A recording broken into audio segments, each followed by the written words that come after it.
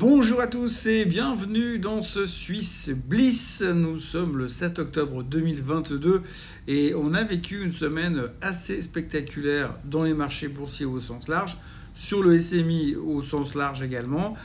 Beaucoup de choses à raconter, beaucoup de choses qui ont déjà été dites, mais on va quand même revenir dessus parce qu'il y a des sujets relativement importants. Et puis surtout, on sait tous que cet après-midi, on va avoir le juge de paix, puisque cet après-midi, les Américains vont nous publier les chiffres de l'emploi qui détermineront enfin la capacité qu'on a de connaître l'avenir de l'économie et savoir si la Fed va continuer à monter les taux. Alors pour l'instant, c'est pas tout à fait gagné puisque on a vu hier encore en fin de journée un marché assez volatile aussi par certains commentaires de la part de certaines personnes, en l'occurrence la patronne du FMI, qui a plus ou moins laissé entendre, qui a même carrément laissé entendre qu'il fallait que les banques centrales continuent de monter les taux régulièrement pour se battre contre l'inflation et que même si ça coûtait une récession, il fallait faire ce sacrifice, c'était une nécessité absolue. Donc forcément, quand on a quelqu'un comme la patronne du FMI, même si les heures de gloire des patrons du FMI, c'est aussi de se faire choper dans des hôtels. Mais globalement, on n'a pas grand-chose à attendre de sa part. Mais néanmoins, il y a un impact qui se fait quand même sur les marchés. Et donc, on s'est fait encore un petit peu secouer en fin de journée hier, ce qui nous laisse un petit peu un marché assez hésitant, malgré des bonnes choses, puisqu'on a quand même eu un rebond assez impressionnant, et ça sur tous les indices, grâce à une chose, à la possibilité éventuelle que la Fed devienne un peu plus colombe que faucon.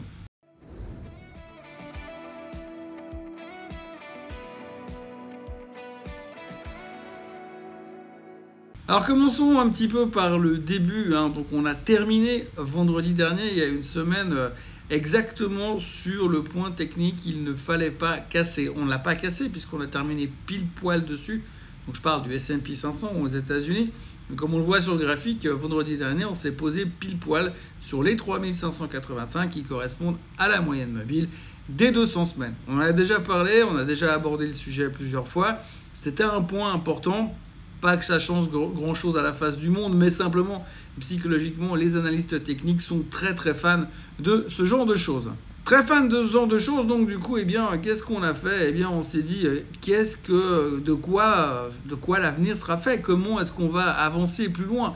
Est-ce qu'on est en train de casser ? Est-ce qu'on est en train de tester des niveaux qui vont nous déclencher un nouveau sell-off et peut-être entraîner le marché dans ce qu'on attend depuis longtemps, à savoir le désespoir après la capitulation, parce que la capitulation, on a quand même l'impression qu'elle a quand même été faite en grande partie. Et puis finalement, on s'est dit aussi peut-être qu'en touchant ce point technique déterminé par les analystes techniques, alors on sait que psychologiquement, on aime bien les moyennes mobiles des 200 jours, moyenne mobile des 200 jours qui nous donnent des références et qui disent quand on va en dessus, c'est plutôt positif, quand on va en dessous, c'est plutôt négatif.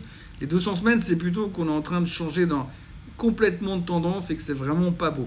Donc en fait, le fait qu'on soit venu se poser sur cette moyenne, ça a quand même fait s'interroger les gens sur beaucoup de choses, comme quoi c'était peut-être l'occasion de couvrir les shorts pour ceux qui étaient majoritairement shorts et qui croyaient à une baisse depuis quelques temps. Et en essayant finalement de couvrir les shorts, ça nous a déclenché un rebond en début de semaine, rebond qui a aussi été déclenché par un autre phénomène, c'est qu'on a eu des chiffres économiques qui ont été publiés aux États-Unis qui montraient qu'il y avait quand même des signes de ralentissement de l'économie.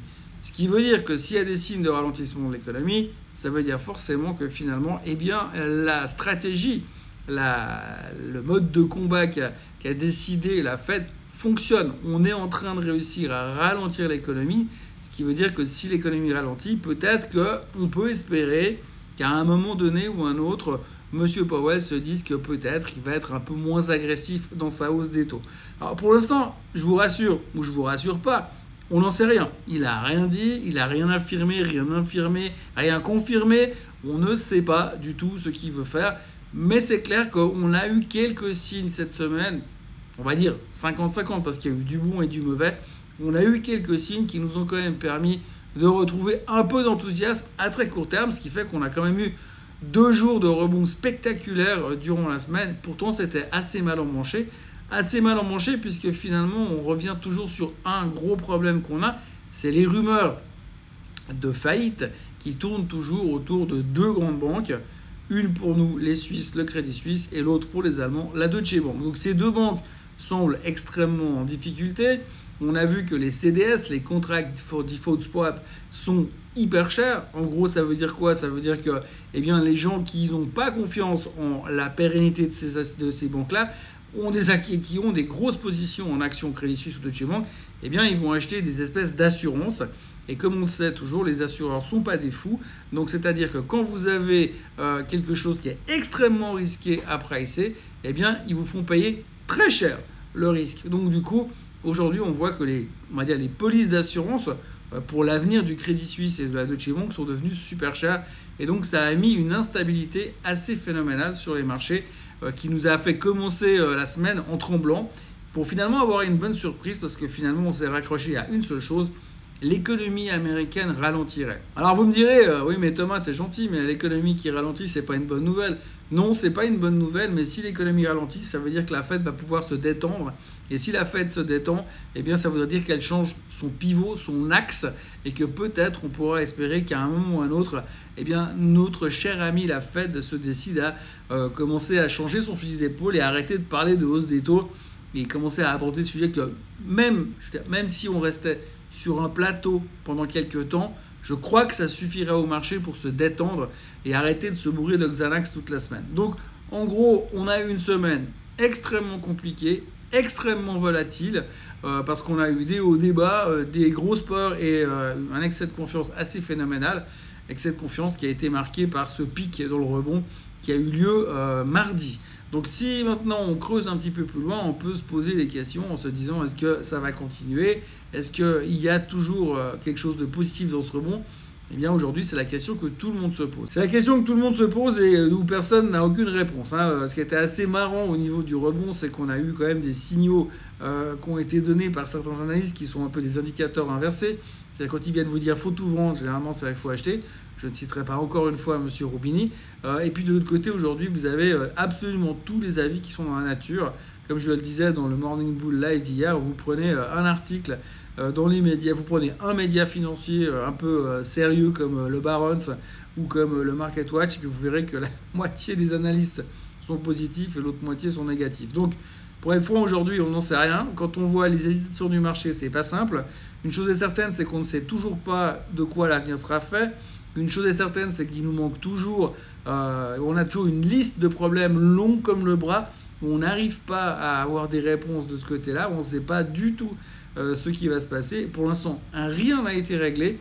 Et la seule chose sur laquelle on parie, j'ai envie de dire, c'est que finalement, ces mauvaises nouvelles économiques vont rassurer le marché, vont rassurer la Fed comme quoi leur stratégie fonctionne et qu'à terme, on pourra parler d'arrêter de monter les taux. On se raccroche uniquement à ça et cherchez pas plus loin. Le rebond de cette semaine n'a été principalement drivé que par cet effet de base, effet qui est drivé par cet espoir de ne plus voir une Fed aussi au quiche. Mais encore une fois, comme on l'a entendu auprès de la patronne du FMI encore cette semaine, et comme on l'entendra encore sûrement ces prochains temps auprès des banquiers centraux, rien n'est encore gagné. Et je rappelle quand même pour mémoire que l'objectif de la Fed, c'est 2%. Je rappelle aussi également qu'en Europe, c'est extrêmement compliqué, qu'on a vu certains autres chiffres en Europe qui, eux, sont pas bons du tout. On a vu l'inflation allemande qui continue de cartonner. On a vu de l'autre côté que finalement, au niveau de la croissance, c'est en train de ralentir. On va pas se mentir, l'Allemagne est en récession. La Suisse, c'est un petit peu le havre de paix au milieu de tout ça qui s'en sort encore pas trop mal, mais tout le reste sont en train d'aller droit dans le mur et à grande vitesse. Et donc, c'est très compliqué. Et même si aujourd'hui, la BCE vient et montre les taux massivement, elle pourra freiner l'inflation, mais la récession, on est dedans. En Europe, on a un autre problème, c'est le problème énergétique et le problème lié au conflit avec la Russie. Mais pour l'instant, on est vraiment dans une situation très critique. Et puis, on va le voir sur les graphiques, on a quand même été chercher des niveaux un tout petit peu délicats sur les indices. Et on peut quand même se poser pas mal de questions sur l'avenir. On a le droit d'avoir peur, même si pour l'instant, la tendance de cette première semaine d'octobre aura été quand même à l'optimisme en se disant quand même, on ne peut pas s'arrêter là et il y a encore des choses à faire dans ce marché. Alors si on regarde la performance des indices cette semaine, alors vous voyez que sur les performances de la semaine, Il y a un seul marché qui est en rouge, c'est Shanghai. Bon, ça tombe bien, Shanghai c'était fermé toute la semaine, donc ça ne veut pas dire grand-chose. Et je pense que si Shanghai avait été ouvert et quand ils rouvriront lundi, il y aura certainement de quoi faire pour courir après. Néanmoins, si on regarde le reste, eh bien, dans l'ordre des winners, des vainqueurs de la semaine, eh bien, on a le Brésil qui sont en pleines élections là-bas. Et puis, on a le pétrole. Alors, le pétrole, ça devient très compliqué parce qu'il est en train de partir à la hausse de nouveau et qu'aujourd'hui, on se satisfait finalement de certaines informations économiques qui laissent supposer qu'il y a un ralentissement économique. Et donc, c'est positif parce que la Fed va pouvoir ralentir sa hausse de taux. Et ben, quand on voit la tronche du pétrole, on se dit, bah oui, mais on a oublié qu'une des choses qui est le plus inflationniste dans le panier de la ménagère, et bien sûr, c'est le pétrole qui reprend 8,7% cette semaine à cause des coupes dans les coupes de production qui ont été annoncées par l'OPEP depuis hier, enfin avant-hier, pardon, et puis qui étaient déjà sous rumeur depuis le début de la semaine. Donc, gros rebond sur le pétrole. Ça ne plaît pas à tout le monde, mais enfin pour l'instant, malheureusement ou heureusement, ça reste quelque chose de très inflationniste, donc inévitablement qui va continuer à monter. Après, quand on regarde le reste, eh bien, on a un rebond massif, bien sûr, dans tout ce qui est risk on. Philadelphia Semiconductor Index qui reprend 6,8%. Le Hang Seng, qui est une daube depuis des mois et des mois, qui est dans une tendance de baisse en permanence, reprend 4,9%. Et puis, à noter le bon rebond du Dow Jones et Transport. C'est bien, mais c'est pas suffisant, mais c'est bien quand même. Et puis, l'Europe qui remonte, qui s'en sort encore pas trop mal, mais encore, faudra-t-il voir à la fin de la semaine. Notre bon vieux SMI termine à peine en dessus de la performance du Bitcoin. On est en train de se résoudre à faire les mêmes performances que le Bitcoin, il y a de quoi rire. Non, je plaisante, mais c'est clair que le SMI aujourd'hui, de par son caractère défensif et moins fun, dans les rebonds hyper spectaculaires, eh bien, on voit que la croissance ne suit plus. La croissance a clairement un coup d'avance sur le SMI dans ces moments compliqués. Donc voilà, une semaine positive, ça nous change un peu de ce qu'on a vu ces derniers temps. Ça nous a rassuré un petit peu, mais le tout n'est pas encore complètement gagné parce qu'il y a encore beaucoup de boulot à faire. Alors, dans la performance du SMI, ce qu'il faudra quand même signaler, c'est Nestlé qui ne fait rien sur la semaine, alors que c'est quand même la valeur défensive par excellence. Mais en ce moment, effectivement, on ne veut pas trop des défensifs. Le rebond a été principalement, comme d'habitude, drivé sur les valeurs techno. On voit en l'occurrence Logitech qui se fait enfin une semaine pas trop mal. Et puis après, pour le reste, eh bien, on voit qu'on s'est concentré sur Sika, j'y reviendrai tout à l'heure. Et puis, alors également, j'ai envie de dire la plus grosse surprise de la semaine, puisque sur la semaine, pour l'instant, le Crédit Suisse gagne 9,4%. Donc vous avez quand même une banque qui commence la semaine avec des rumeurs de faillite et qui fait 9,4% de performance à la fin de la semaine. Alors cette performance du Crédit Suisse, elle est somme toute assez illogique, on va peut-être dire ça comme ça, mais on va y revenir en détail dans le cas du Crédit Suisse, puisque oui, aussi fou que ça puisse paraître, je vais également parler du Crédit Suisse dans cette vidéo un peu plus tard. Si on regarde un petit peu le reste du marché au sens élargi, puisque là on regarde le SLI, on voit que Straumann reprend 14%, performance de la semaine, et puis après le reste, c'est un petit peu à l'identique, hein, bien sûr. Là aussi on constate que AMS, pardon, j'ai un problème d'élocution avec cette AMS, je la confonds toujours avec ASM, mais AMS s'en sort pas trop mal, enfin 4,4% de hausse. On voit aussi relativement qu'il y a pas mal d'intérêt quand même sur les banques, même si c'est pas euphorique, hein. Toujours dans ce processus de baisse de hausse de taux, par contre, eh bien ça pousse quand même les gens à revenir se positionner un petit peu sur les banques. Mais voilà, en gros, de toute façon, ce qu'il faut bien retenir en ce moment, c'est que le marché n'est plus en train de faire un marché de stock picking.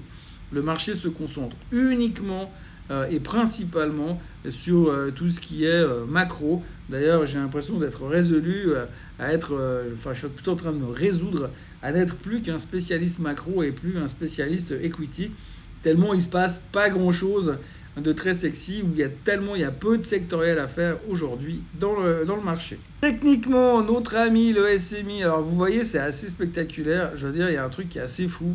On a quand même un graphique qui a montré une fracture, hein, on va appeler ça comme ça. On a cassé ce support la semaine dernière, et vraiment, on avait l'impression que cette fois, on la laisse la prendre, hein, parce que vous cassez le support des 10 300. Je vous en avais parlé pendant toute la descente. En cassant ce support ici, on pouvait, enfin le gros support principal ici, on pouvait imaginer qu'on allait cette fois directement chercher plus bas. Pour l'instant, ce n'est pas du tout le cas, hein. On est même plutôt en train de repartir à la hausse. Et ce qui est assez intéressant, si vous regardez un petit peu le graphique qu'on a là-dessus, eh bien vous voyez que on a fait un aller-retour. Vous savez qu'on on a cassé le support. Et puis en cassant le support, on est allé se faire un reversal là en bas pour revenir recasser le support qui est devenu résistance et remonter. Et depuis le jour où on baissote pour venir s'établir de nouveau sur le support. Alors j'ai envie de dire cassera pas. Est-ce que c'était simplement un dead cat bounce ici et que finalement le marché va se casser la figure derrière? Je ne sais pas que vous dire, mais en tout cas il est clair que si le SMI revenait casser ce support-là ces prochains temps, là inévitablement, je ne pense pas que le support avec le reversal de la semaine dernière suffira pour inverser la tendance. Le SLI, plus ou moins la même chose. Alors vous voyez, j'ai rien changé sur le graphique, hein. Les traits que j'ai dessinés la semaine dernière, vous voyez ici, et là, ce trait-là, je l'avais tiré parce qu'on est venu en fait utiliser ce point bas pour casser ici. Et puis maintenant qu'on a cassé la tendance, on est revenu tester, mais dans l'autre sens. Autant le SMI s'était positionné pour dire c'est un nouveau résistance qui est devenu un nouveau support, alors que le SLI, on voit qu'il est vraiment buté contre ce dernier point bas qu'on avait fait en juin 2020 et qu'aujourd'hui c'est compliqué. Là, comme ça, spontanément, quand je regarde le marché, quand je regarde les raisons pour lesquelles on est monté, quand je regarde la tronche des stochastiques qu'on a ici, je me dis que la prochaine vague, c'est de nouveau plus bas parce que pour l'instant, il ne faut pas se leurrer. Je sais que tout le monde cherche le rebond, mais on est dans une tendance baissière et on n'a pas l'impression qu'on va s'en sortir comme ça. Donc, malgré tout ce qui se passe, malgré le rebond, tant qu'on n'a pas une confirmation un peu plus claire de retour en grâce de l'économie, franchement, j'ai des doutes sur la suite des événements, sur le SMI et le SLI. Alors, je sais que cette émission s'appelle Swiss Bliss, mais regardez quand même ça à tout hasard, parce que je pense que ça vaut quand même la peine de l'avoir en tête. Notre ami le DAX. Donc vous voyez, hein, le cas d'école. On a un point ici de rebond, un deuxième point de rebond ici. Et là, boum, on casse. On casse. Et ensuite, vous avez un espèce de reversal où on se dit, tiens, on va essayer quand même de rechercher ce support. Ce support qui maintenant n'est plus qu'une résistance sur les 12 683. Et comme par hasard, si on zoome un petit peu, vous voyez qu'on est venu rechercher pile poil les niveaux de cette résistance. Et depuis, eh bien, ça baissote. Alors, c'est pas un crash, mais ça baissote. Donc là aussi, quand on voit le DAX, quand on voit les résistances, quand on voit les stochastiques, je peine vraiment à croire que le DAX puisse rebondir comme ça et repasser à des niveaux extrêmement bullish. La bonne nouvelle de la semaine, parce que oui, il y a quand même des bonnes nouvelles, on notera que Sika a annoncé une révision de ses prévisions de croissance à la hausse. Donc c'est plutôt une bonne nouvelle. Sika, qui a pas mal souffert ces derniers temps, eh bien elle se retrouve un petit peu de nouveau dans les bons petits papiers. Alors est-ce qu'ils ont raison, est-ce qu'ils ont tort, est-ce que ça va se perdurer cette annonce positive? Eh bien quand on regarde la tronche du graphique, on se dit que malgré la bonne nouvelle et malgré l'excellente séance qu'on a vécue lorsqu'ils ont fait cette annonce, on a l'impression que personne ne veut en acheter pour l'instant. Mais c'est pas spécifique à Sika, hein, c'est général dans le marché. Mais regardez le graphique. Quand on regarde le graphique de Sika ici, eh bien on voit l'annonce ici. Hein, vous voyez ce gap qu'on laisse à la hausse et depuis, on ne fait pas grand-chose. Vous voyez que les stochastiques sont déjà montés très très vite. C'est ce qui est frappant. Alors là, en l'occurrence sur Sika, on a une vraie nouvelle qui justifie ce rebond. Hein. Mais par contre, on a vraiment l'impression que pour l'instant, eh bien, tout est remonté très vite, un peu à l'image des marchés, puisque je rappelle quand même aux États-Unis, on a repris 5% en 2 séances. Et donc, du coup, vous avez des stochastiques qui remontent très, très rapidement et qui mettent en question tous les rebonds. Et là, on le voit très bien sur Sika pour l'instant que on est remonté, mais pour l'instant, c'est pas non plus un chart qui dit « Ouh, on y croit ». Et on est super bullish sur Sika. Toujours au chapitre de la technologie, on va parler panneaux solaires puisque Meyer Burger a annoncé une augmentation de capital de 250 millions pour se redynamiser et pour avancer pour la société. Donc c'est une bonne nouvelle, bien sûr. Elle s'était même très bien pris par le marché le jour de l'annonce. Et maintenant, on verra un petit peu comment ça va se dérouler. C'est clair qu'après, quand on a une augmentation de capital, parce qu'on va en reparler tout à l'heure, eh bien, des fois c'est bien et des fois c'est pas bien. Mais là, en l'occurrence, ça a été pris très positivement parce que cette augmentation de capital a un vrai objectif, développer la société et en plus dans cette thématique. Green, aujourd'hui, c'est le meilleur des deux mondes. Tout le monde adorerait avoir une boîte green qui augmente, qui emprunte de l'argent pour aller finalement relancer encore cette économie green. Ce qui est assez fou, hein, là aussi, vous voyez sur le graphique que Meyer Burger rebondit sur la nouvelle en 2 jours et puis maintenant, on est déjà en train de taper dessus. Là aussi, on a un rebond qui est assez mort dans l'œuf pour l'instant. Je ne vais pas me faire l'avocat du diable parce que c'est quand même très compliqué de voir exactement dans quelle direction on va et où est-ce qu'on va terminer cette histoire. Mais quand je vois le comportement de Meyer Burger, comme certains autres titres, j'ai un peu l'impression qu'on est vraiment parti dans un environnement extrêmement négatif. Hein. Donc on n'arrive pas vraiment à repartir, on sent des hésitations et franchement quand je vois ce type de chart avec des bonnes nouvelles comme on a maintenant, qu'on a ici la moyenne mobile des 200 jours, je me dis que c'est pas forcément génial si après cette bonne nouvelle interprétée par le marché, on n'arrive même pas à revenir s'établir au-dessus de la moyenne mobile des 200 jours. Donc en gros, je me méfie. Acceleron, ça vous dit peut-être rien, mais Acceleron, c'est une division technologique d'ABB qui a été mise en bourse cette semaine. Alors, c'était mis en bourse à 18 francs. Je crois qu'aux dernières nouvelles, ça se traitait autour de 15,50. Donc, on ne peut pas dire que ça a un immense succès. Alors, apparemment, c'est super hein, ce qu'ils font. J'ai regardé un petit peu sur Internet. Ils s'occupent d'un truc qui s'appelle... comment dire, le High Power Turbocharging. Je suis pas un expert, mais je vois pas du tout ce que c'est, mais apparemment ça a l'air super chouette parce qu'ils en mettent dans les bateaux et puis c'est vraiment très très bien. Donc voilà, bref, on va pas faire de l'analyse fondamentale à 2 balles, mais voilà, Acceleron est venu en bourse. Ça a entraîné aussi des modifications de price target sur ABB, puisque forcément quand vous faites une spin-off d'une division, il faut refaire quelques calculs pour savoir exactement ce que vaut la société. Et puis comme on le sait tous, hein, la finance étant une science exacte, eh bien c'est l'occasion de prouver qu'on a raison. Plaisanterie mise à part, ce qu'il faut dire aujourd'hui, c'est que finalement, on a recalculé 2-3 prix sur ABB, puis ça a mis un peu de volatilité sur le titre. Ah, rien de spécial, mais malgré tout, quand je regarde le graphique, quand j'ai fait le tour des graphiques ce matin, le seul qui m'a vraiment attiré l'œil, qui m'a vraiment donné envie de faire quelque chose, ce serait ABB. Alors, évidemment, quand on regarde le graphique d'ABB, c'est pas frappant au premier coup d'œil. Moi, ce qui m'intéresse pour l'instant, c'est que, regardez le titre. Voilà. On a cassé ce support, donc les derniers bas du mois de juin qu'on a ici. Et donc là, on les a cassés l'autre jour, hein, ici. C'était le bas, ça c'était le bas du mois de juin. Et puis là, on est revenu casser ces supports. Et en l'espace de 24 heures, on fait paf, paf, on repasse en dessus et on repart à la hausse. Pour moi, là tout de suite, en tant que trader, j'achèterais des ABB pour jouer un rebond en direction des hauts de ce sommet récent. 28,50 pour pas être trop greedy, mais je pense qu'il y a peut-être un truc à jouer à très court terme pour aller chercher ces niveaux-là. En revanche, si on revient en dessous de ce support et qu'on revient tester les niveaux-là, là j'ai peur. Là j'ai peur et il faudra faire très très attention. Donc vraiment, c'est un truc qui est assez intéressant à jouer pour jouer vraiment ce côté, comment dirais-je, canal latéral. Mais si on casse les bas du canal la deuxième fois et à plus forte raison d'ici une semaine, eh bien, ce sera adieu vos vaches et cochons. Et je pense qu'on aura encore un bon bout de chemin à faire à la baisse en direction des 20 balles. Le Crédit Suisse, notre ami le Crédit Suisse. Je suis sûr que vous l'attendiez depuis le début. Que vous dire de plus? Je crois que tout a été dit sur Crédit Suisse, pratiquement. Il faut savoir aujourd'hui qu'ils ont a priori pas de risque de défaut. Même si quand on voit le prix des CDS, hein, donc les contract default swap qui sont censés assurer la valeur du Crédit Suisse pour les actionnaires, eh bien quand on voit ce que ça vaut aujourd'hui, on se dit que les gens ils veulent bien acheter, mais ils n'ont pas des masses confiance quand même. Hein. Donc c'est vraiment ce qu'on appelle un hedge.